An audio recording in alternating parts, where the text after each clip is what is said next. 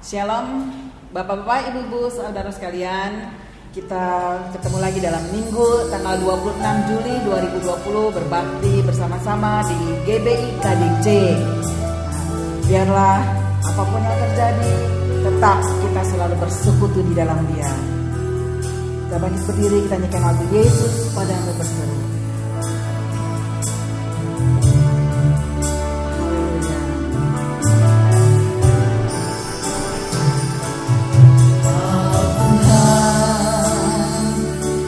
Penolong dalam hidupku, percaya hanya kepadamu. Kau pegang tanganku dan tuntun langkahku. Yesus, kau perlindunganku.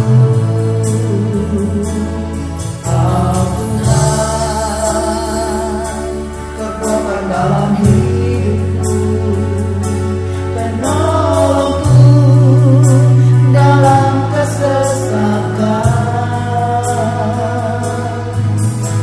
Kau beri batuku dalam pertahananku. Yesus, kau kemenanganku.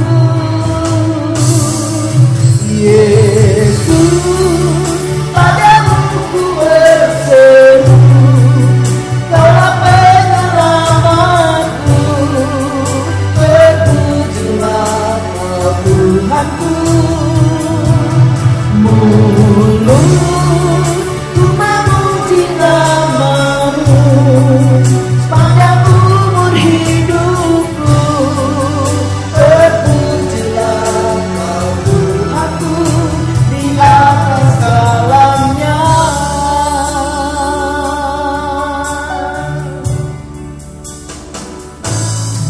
Kau Tuhan, kekuatan dalam hidupku, penolongku dalam kesesakan. Kau beri batuku dan pertahananku. Yesus, Kau kemenanganku. Oh Yesus, Yesus, padamu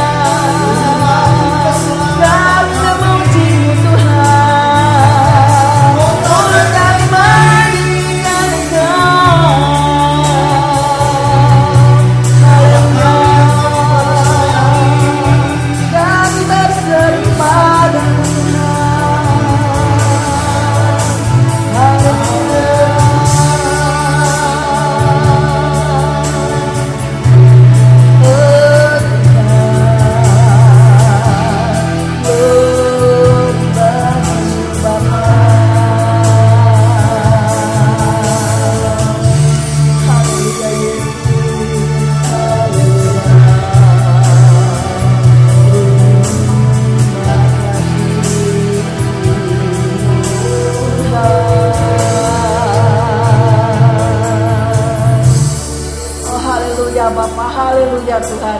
Engkau sungguh Allah yang luar biasa Tuhan. Terima kasih Tuhan. Pada minggu ini kami dapat beribadah kembali Tuhan, bersama-sama dengan saudara-saudara kami seiman Tuhan. Biarlah Engkau terus Tuhan yang beracara di dalam kebaktian ini Tuhan. Biarlah kami menjadi orang-orang yang benar-benar berharga Tuhan di mata-Mu Bapa. Terima kasih Yesus. Kau pimpin ibadah kami ini dari awal sampai ke akhirnya ke dalam tangan-Mu Bapa. Terima kasih Tuhan. Hanya di dalam nama Tuhan Yesus Kristus kami berdoa dan mengucap syukur. Haleluya. Sama-sama kita katakan amin. Biarlah kita bangkit dan kita nyanyikan lagu Engkaulah perisaiku, karena hanya Tuhan perisai kita satu-satunya.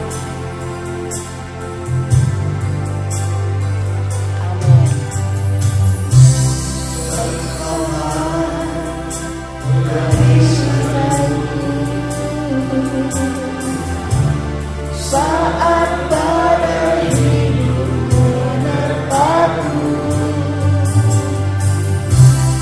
firman-Mu di dalamku, pulihkan jiwaku,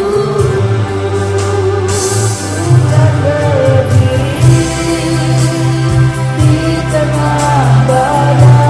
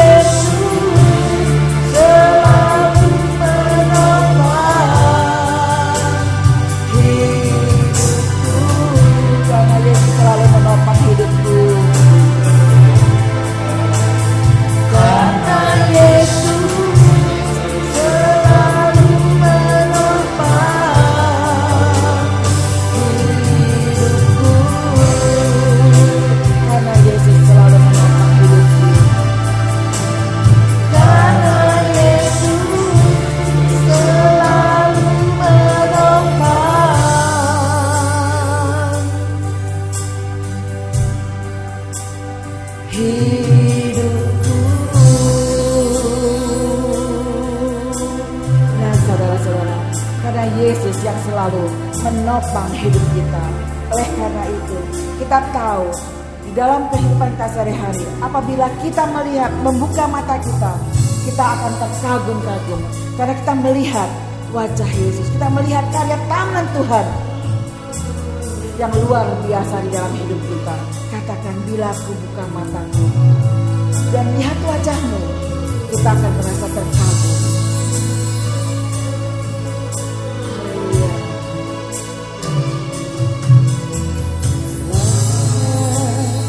Buka mataku dan lihat wajahmu, ku terkagum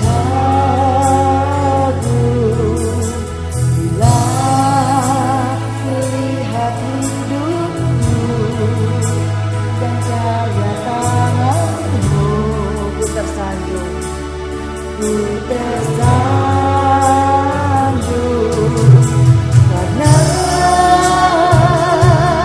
semua yang baik dalam hidupku itulah karyamu. Kau beri kesempatan yang baru, aku ingin mengenalmu Tuhan lebih dalam dari semua yang ku kenal. Tiada kasih yang melebihimu, ku ada untuk menjadi penyembahmu.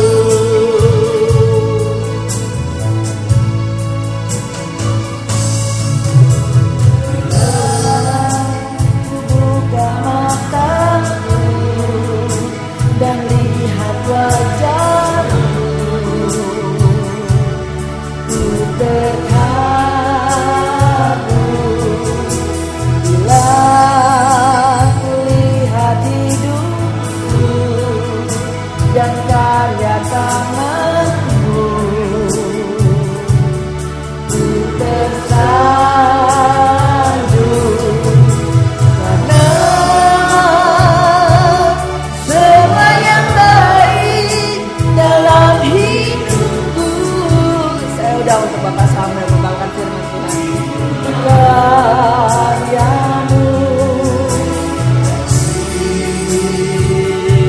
Kesempatan yang baru, aku ingin mengenalmu Tuhan lebih dalam dari semua yang ku kenal.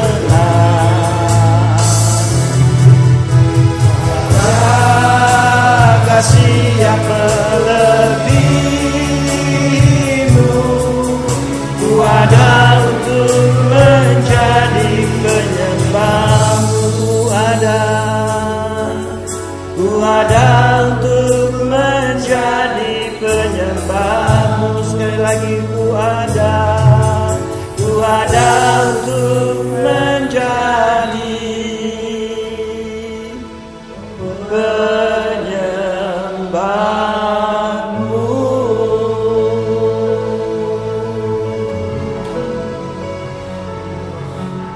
Haleluya.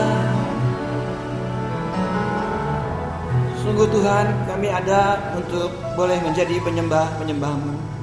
Karena Engkaulah gunung batu kami, Engkaulah keselamatan kami, dan Engkaulah yang melindungi seluruh hidup kami.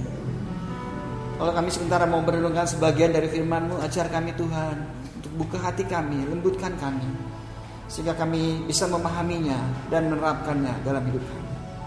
Berkati persekutuan kami Bapa. Dalam nama Yesus Tuhan kami ucap syukur dan berdoa. Amin.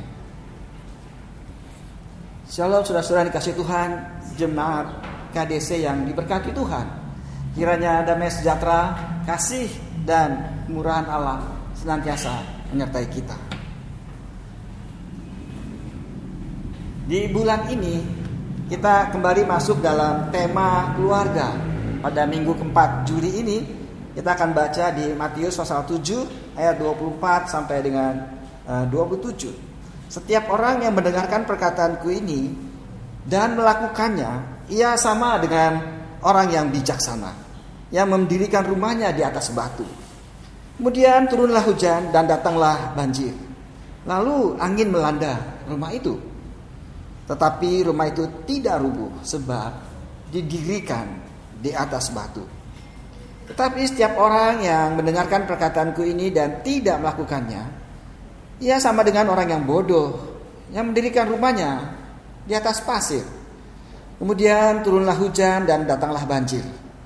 Lalu angin melanda rumah itu sehingga rubuhlah rumah itu dan hebatlah kerusakannya. Kita berdoa. Bapa, sebelum kami merenungkannya, biarlah Roh Kudus yang diam dalam kami mengajar kepada kami dan menyatakan kebenaran-Mu sehingga memperlihatkan seluruh kelemahan kami dan kesalahan kami, sehingga Roh itu sendiri yang akan memperbaharui hidup kami dan melengkapi kami dengan segala perbuatan baik. Terima kasih Bapa, di dalam nama Yesus kami ucap syukur dan berdoa. Amin. Jemaat, kita sudah merenungkan konsep keluarga ini minggu lalu, bahwa keluarga harus didasari dengan kasih Allah, karena kasih di atas segala-galanya. Dan dengan kasih Allah itu, Allah sudah memberikan kepada saudara dan saya suatu iman dan pengharapan bahwa Dia sendiri yang akan membangun keluarga setiap kita. Karena Allah peduli akan keluarga. Dan kita sudah tahu juga bahwa Alkitab dimulai dan diakhiri dengan keluarga. Dimulai dengan keluarga Adam bersama dengan Hawa, dan diakhiri dengan perkawinan anak domba, keluarga kerajaan Allah. Nah, di dalam membangun keluarga, maka kita harus dasari tadi dengan kasih Allah dan dilengkapi dengan komitmen dari setiap anggota. Sehingga setiap anggota punya komitmen untuk membangun imamat yang rajani, untuk membangun keturunan ilahi, yaitu keturunan orang-orang yang di dalam keluarga yang terlepas dari kuasa dosa. Sehingga kita hidup dalam kebenaran dan kita melakukan orang-orang yang bekerja bagi kerajaan Allah. Bekerja bukan untuk hidup, tetapi memang hidup harus bekerja. Karena Allah kita adalah Allah yang bekerja bahkan hingga saat ini. Bagaimana mungkin kita anaknya tidak melakukan karya Allah? Saudara yang dikasih Tuhan, dan ketika kita melakukan itu, kita harus melakukannya semua dengan komitmen dan dengan kasih Allah, sehingga kita bisa melakukannya tidak hanya dengan perkataan, tapi juga dengan perbuatan dan di dalam kebenaran. Nah, kebenaran ini menjadi penting, saudara yang dikasih Tuhan. Kalau kita tidak bisa mengatakan ya di atas yang ya, tidak di atas yang tidak, selebih dari itu adalah dosa. Itu kata firman Tuhan. Jadi ketika kita mengasihi, tidak selamanya kita harus menyenangkan mungkin orang yang kita kasihi. Mungkin kita harus memberikan peringatan, mungkin kita harus memberikan didikan. Sama seperti Allah juga mendidik setiap kita. Allah mengasihi kita dengan kasih yang melampaui segala yang ada di dunia ini. Tetapi Alkitab juga menjelaskan dalam Ibrani, jangan anggap enteng didikan Allah. Karena kita bukan anak sembarangan, kita anak-anak kerajaan. Saudara yang dikasih Tuhan, kalau kita belajar melakukan ini dengan serius, dengan sungguh-sungguh, kita tahu Allah yang akan membela setiap persoalan kita. Allah yang akan menolong kita dalam banyak perkara. Karena Dia juga sudah berjanji, kalau satu orang diselamatkan dalam satu keluarga, dan orang yang diselamatkan ini adalah orang-orang yang sungguh takut akan Allah, maka seluruh keluarga akan dimenangkan. Maka seluruh keluarga akan dalam pembelaan Allah. Kita sudah lihat satu kisah di mana Nuh berhasil membawa keluarganya semuanya takut akan Allah, sehingga satu keluarga Nuh diselamatkan Allah.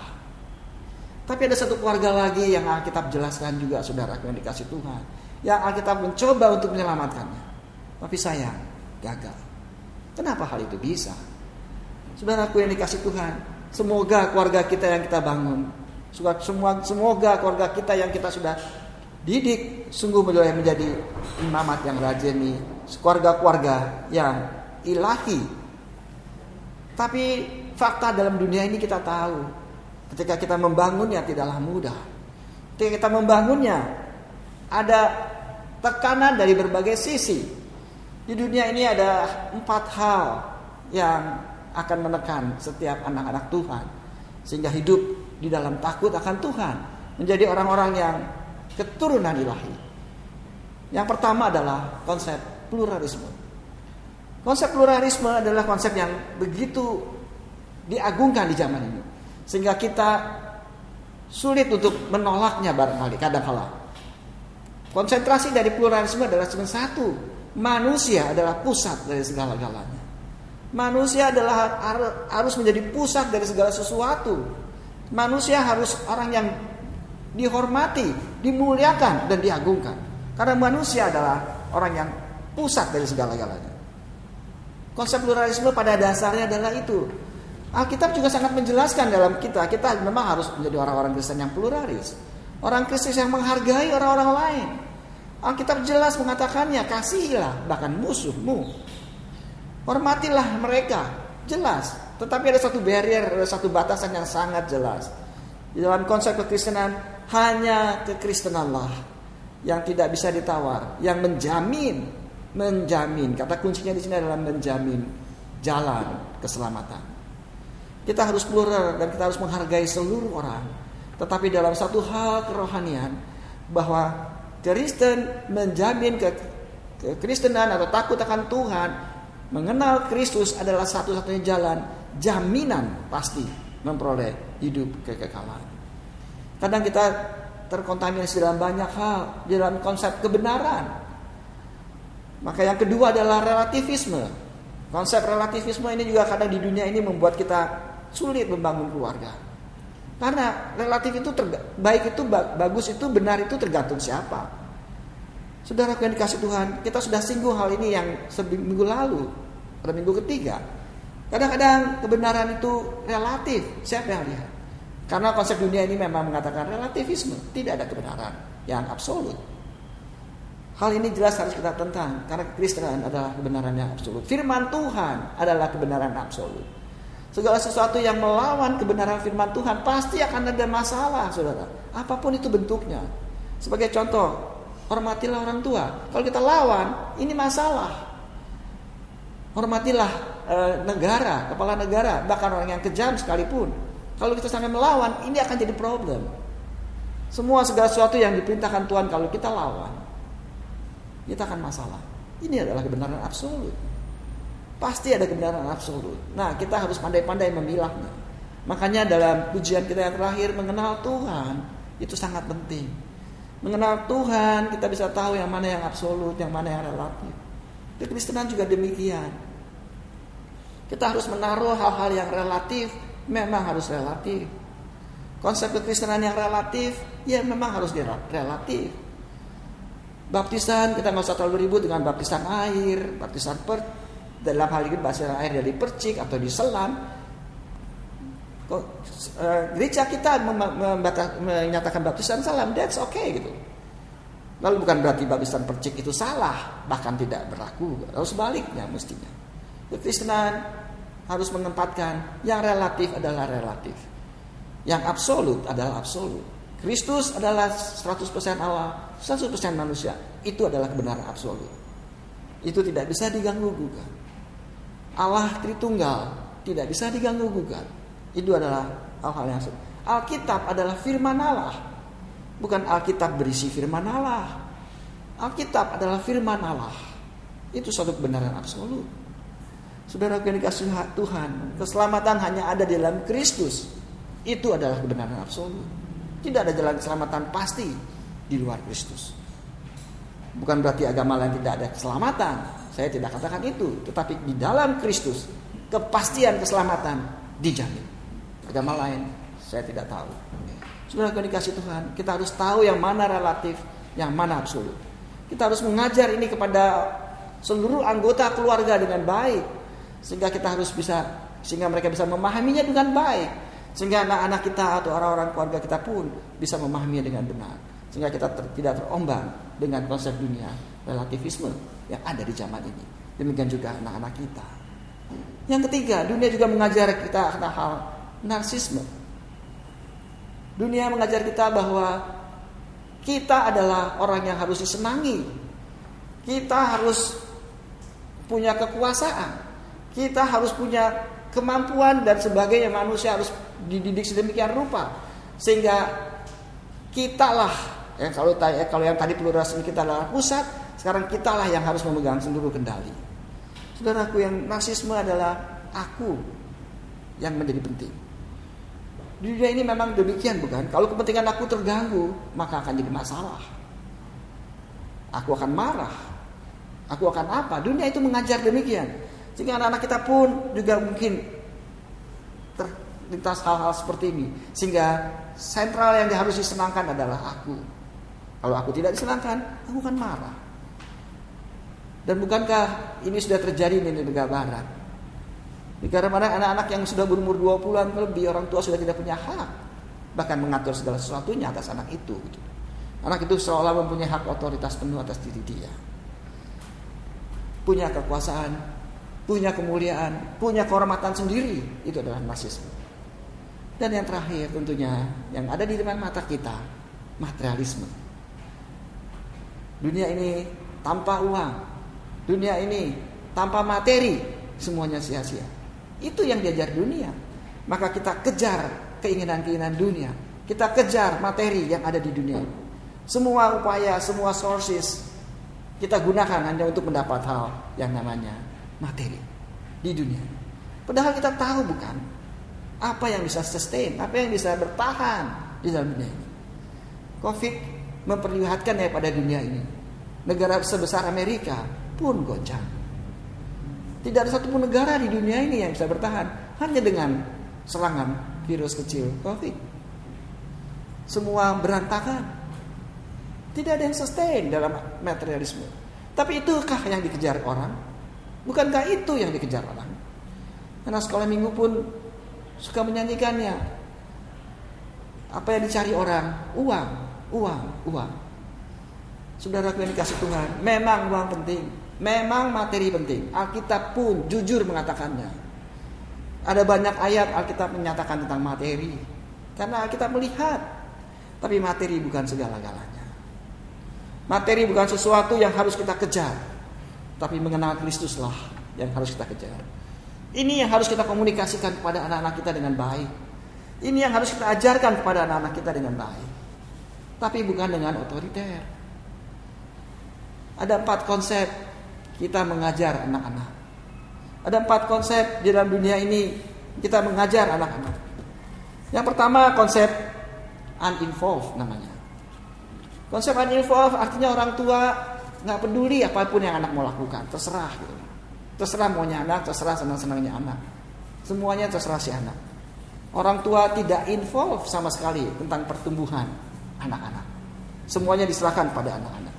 Jelas didikan seperti ini tidak benar. Yang kedua, permisif. Orang tua mendidik anak-anak dengan cara permisif. Yang penting anak-anak happy. Jadi anak maunya apa, berikan saja kalau kita bisa memberikan. Berikan saja segala sesuatu yang dia mau. Permisif. Nah ini orang tua ini baik, tapi tidak benar. Orang ini mengasihi anak, tapi tidak dalam kebenaran. Tidak semua yang disukai anak adalah baik bagi si anak, bukan? Kalau anak tidak mau belajar, misalnya ketika dia sekolah, apa itu baik? Jelas tidak. Jelas baik bagi si anak, tapi jelas itu tidak benar. Orang tua harus mendidik anak, makanya kasih harus didasari dengan kebenaran. Tidak boleh orang tua melakukan permisif. Atau yang ketiga dengan cara otoritatif. Pokoknya harus begini anak-anak. Tidak ada jalan lain, pokoknya harus begini. Karena ini yang paling benar. Ketika anak masih kecil mungkin dia menerima dengan begitu saja karena takut sama papanya atau maminya. Tapi ketika dia makin dewasa dan terkontaminasi dengan pengajaran dunia, 4 pengajaran yang tadi, lalu dia mulai bertanya-tanya dan dia tidak happy dan tidak ada jawab. Apa yang terjadi? Saudara yang dikasih Tuhan, pengajaran harus dilakukan dengan otoritatif. Ada didikan, ada kasih di dalamnya, ada rule, tapi ada reward. Harus balance di antara keempat itu. Saudara yang dikasih Tuhan, kalau kita didik dengan anak dengan baik, maka anak bisa menangani masalah dunia ini dengan bijaksana juga. Saudara yang dikasih Tuhan, setelah kita tahu bagaimana konsep mengajar anak bagi orang tua, atau sebaliknya kita sebagai anak harusnya menyadari, tolong anak-anak berani berkata kepada papa mamanya, "Ma, kenapa aku suka minta apa aja dikasih?" Tolak dong, Ma. Ajarin dong, Ma, yang benar. Kasih tahu dong apakah itu baik atau tidak. Harus berani berkata begitu. Atau sebaliknya, si anak juga harus berani berkata kepada orang tuanya, kenapa tidak boleh? Nah, dalam berkomunikasi dalam satu keluarga ini sangat penting, ibu bapak yang dikasih Tuhan. Saudara-saudara, kadang hal baik dikomunikasikan dengan cara yang tidak tepat itu menjadi problem. Sama seperti tadi saya katakan, orang tua yang melarang anak, pokoknya kalau kamu minggu itu harus ke gereja, itu adalah hal yang baik. Tidak boleh ada alasan apapun juga harus ke gereja. Itu adalah hal yang baik. Itu otoritatif. Tapi si anak tidak pernah mengerti mengapa harus ke gereja. Apakah orang tuanya juga ke gereja dengan baik? Apakah orang tuanya juga memberikan teladan yang baik? Jangan-jangan si anak berpikir papa mama nyuruh saya ke gereja terus, tapi kelakuannya jelek juga. Buat apa ke gereja? Di awal-awal dia mungkin baik saja, menuruti saja pergi ke gereja, tapi tidak menyimak dengan baik firman Tuhan. Bisa saja terjadi. Saudara yang dikasih Tuhan, komunikasikan segala sesuatu itu dengan baik. Lalu pertanyaannya, bagaimana berkomunikasinya? Saudaraku, di dalam konsep dunia ini ada 3 macam, ada 3 peran dalam berkomunikasi. Yaitu peran orang tua. Peran orang tua ini maksudnya bukan orang tua ya saudara. Jadi peran sebagai orang tua. Sebagai orang tua artinya berkomunikasi, memberikan nasihat, memberikan teguran, memberikan arahan, itu peran orang tua namanya. Jadi kalau ada 2 orang berkata-kata, dan satu berkata-kata dengan segala nasihat, dengan segala teguran, nah dia mengambil peran orang tua. Yang kedua, peran orang dewasa. Nah, peran orang dewasa itu discussion. Peran orang dewasa itu mencari sebab akibat, mencari nalar, mencari jati diri, mencari segala sesuatu. Kenapa? Mengapa? Bagaimana itu bisa? Dan seterusnya. Yang selalu bertanya dan bertanya. Itu peran orang dewasa. Yang ketiga, peran anak. Peran anak adalah peran di mana orang yang berbicara mengambil posisi menurut ya saja. Bukankah sebagai seorang anak kalau disuruh ya saja itu. Tidak berani melawan dan tidak berani membantah. Sedangkan orang dewasa perannya berani bertanya dan berani untuk mengungkapkan pendapat. Nah, komunikasi akan baik, saudara. Komunikasi akan baik antara 2 orang atau banyak orang kalau perannya adalah orang tua dan anak. Yang satu kasih nasihat, yang satu bilang ya, meskipun dia tidak setuju, tapi dia bilang iya saja. Itu akan baik komunikasinya. Nggak ada problem dalam komunikasi. Atau dewasa dengan dewasa, itu tidak ada problem. Tapi kalau orang tua sama dewasa perannya, nah ini yang problem. Kadang akan timbul masalah, akan timbul problem. Dewasa dengan anak, nah ini kadang akan timbul problem dalam komunikasi. Karena yang satu tanya kenapa, yang satu anak kagak ngerti, ngomong tidak jelas jadi. Sementara kalau orang tua sama orang dewasa, yang satu kasih nasihat, yang satu bertanya, orang tua nggak bisa kasih jawaban, orang tua marah dan sebaliknya. Karena merasa jadi dilawan, akan jadi masalah dalam komunikasi. Nah, saudara mau komunikasi yang kayak apa? Bagaimana kita mengomunikasikan dalam segala sesuatunya? Kalau tidak ada konflik, ya lakukan peran orang tua anak atau peran dewasa-dewasa. Tapi apakah itu baik? Ya itu baik. Tapi apakah itu benar? Nah ini persoalan. Saudara yang dikasih Tuhan, komunikasikan segala sesuatu itu dengan baik dan benar. Itu yang Alkitab minta. Komunikasikan segala sesuatu dengan dewasa. Jadi ketika kita memberi nasihat, kita kasih tahu kenapa harus itu nasihatnya. Kalau kita melarang, kenapa kita kasih tahu kenapa itu kita larang. Sehingga semuanya terlihat jelas, sehingga si anak bisa memahami. Tentu dalam konteks kebenaran firman Allah. Nah, dalam banyak hal kita bentrok dalam hidup ini.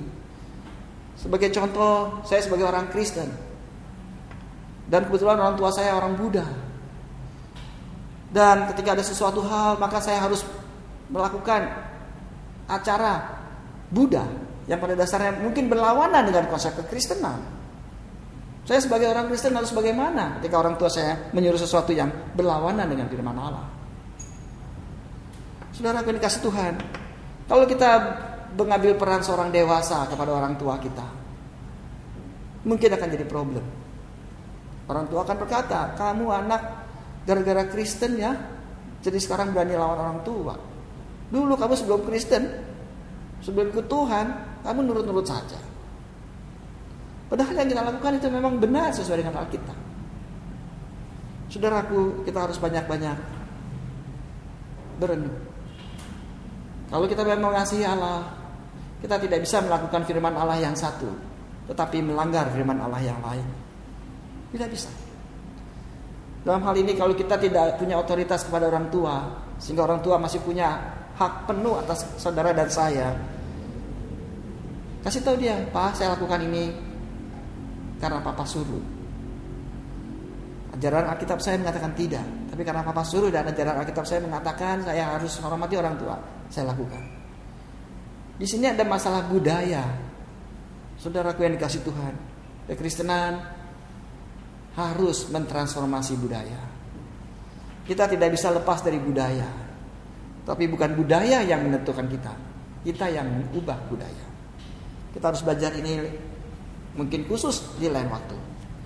Intinya ada yang saya katakan, berikanlah pemahaman dengan rasionalitas yang baik, sehingga kita bisa bertahan dalam dunia ini yang ajarannya begitu melawan Allah. Kalau kita kasih pemahaman dengan takut akan Tuhan dan mohon Roh Kudus yang menolong kita untuk menerjemahkannya bagi bahasa anak-anak atau bagi bahasa seluruh anggota dalam keluarga, semuanya akan baik. Saudaraku yang dikasih Tuhan, saya akan tutup firman Tuhan dengan satu kisah lain.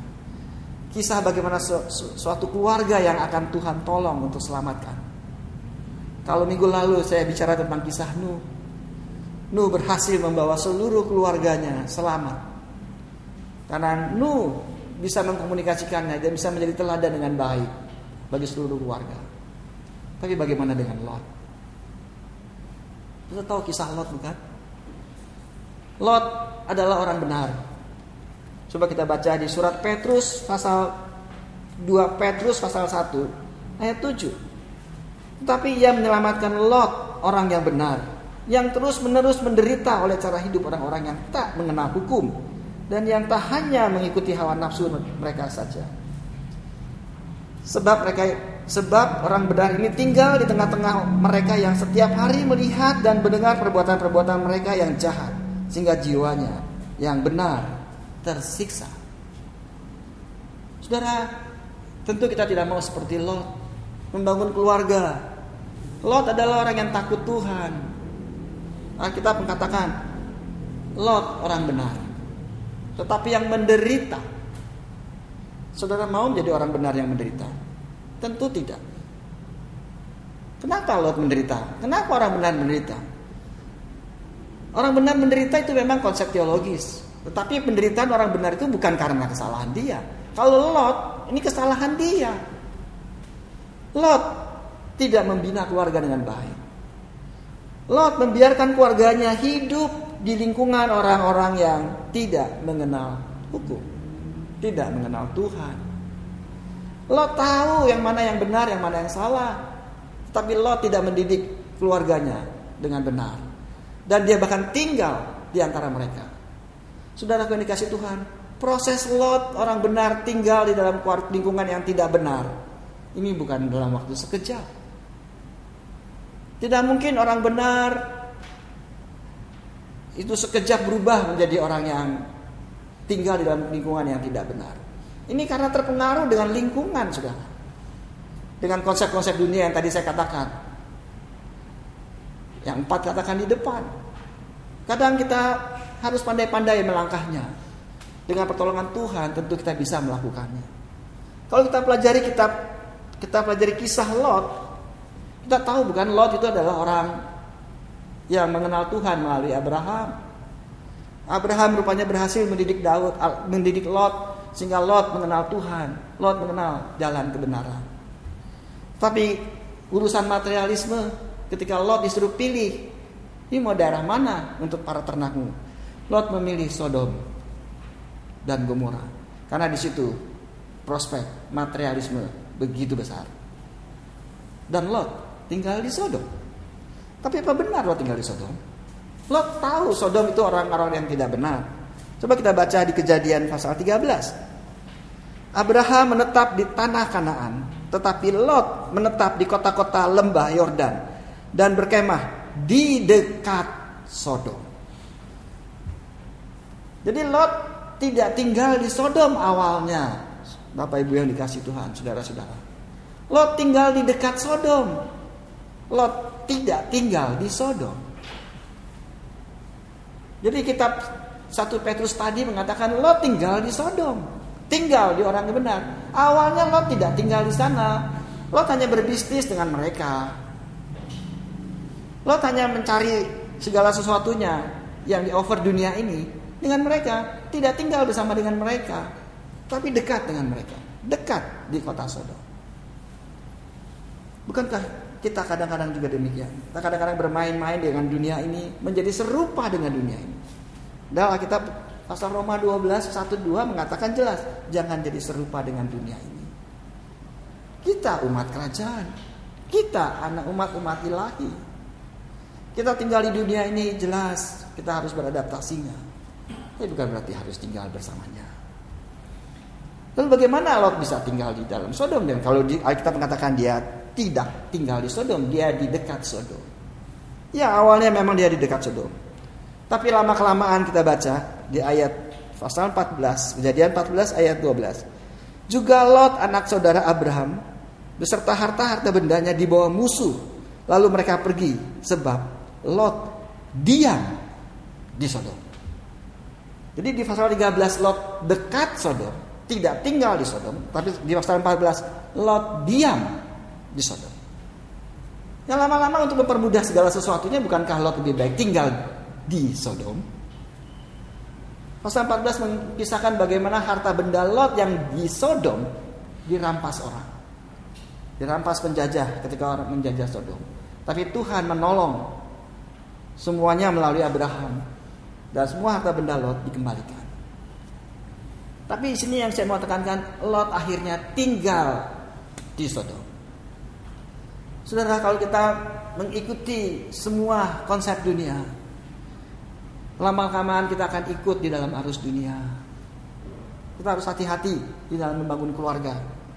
Hati-hati membedakannya dengan baik. Apakah berhenti Lot tinggal di Sodom? Kita lihat pasal 19. Pasal 19 ayat 1. Kedua malaikat itu tiba di Sodom pada waktu petang. Lot sedang duduk di pintu gerbang Sodom. Dan ketika melihat mereka, bangunlah Lot menyongsong mereka, lalu sujud dengan mukanya sampai ke tanah.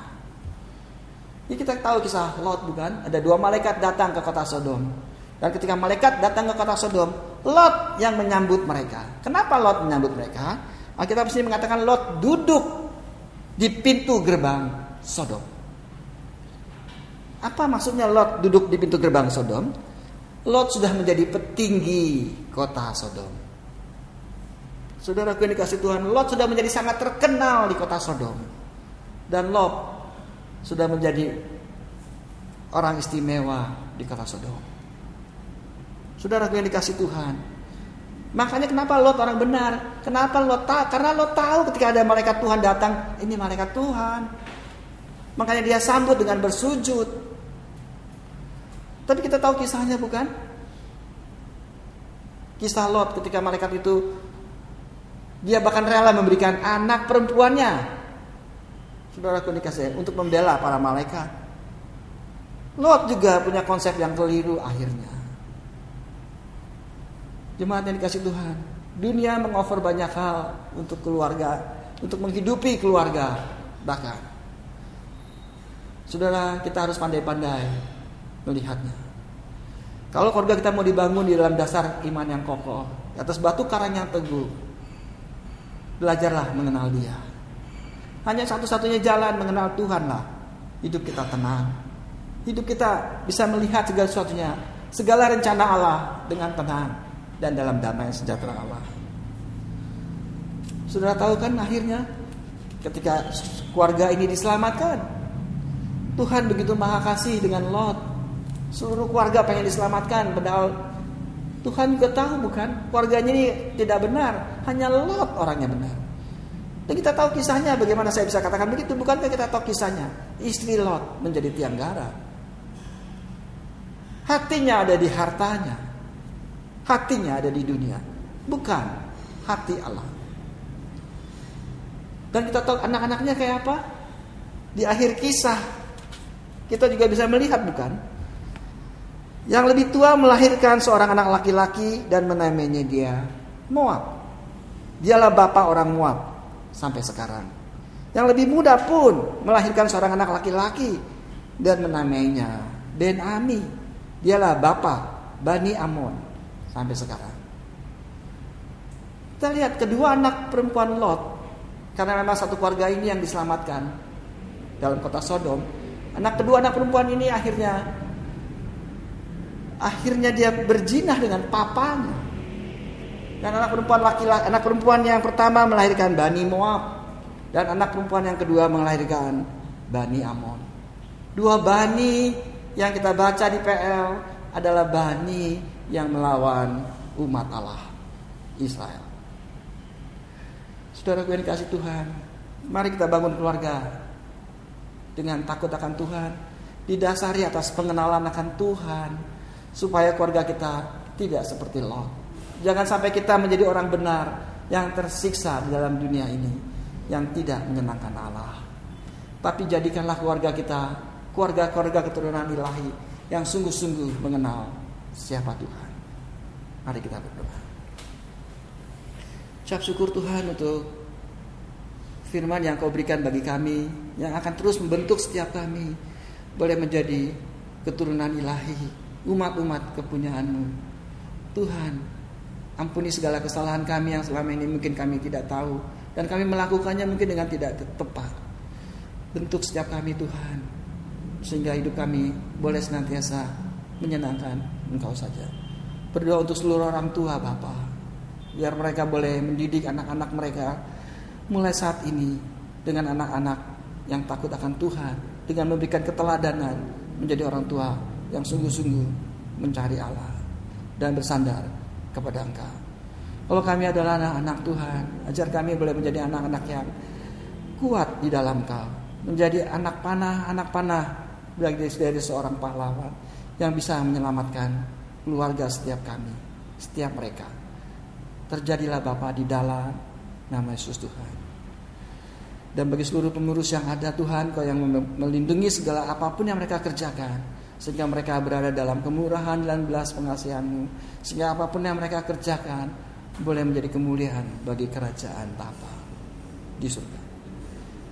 Jemaat yang dikasihi Tuhan, terimalah berkat Allah, kasih dan anugerah Allah yang senantiasa menyertai engkau, sehingga firman itu akan terus menyatakan kesalahanmu, memperbaiki hidupmu, memperlengkapi engkau dengan segala perbuatan baik melalui satu didikan yang juga Allah lakukan sekarang sampai selama-lamanya, di dalam nama Yesus Tuhan.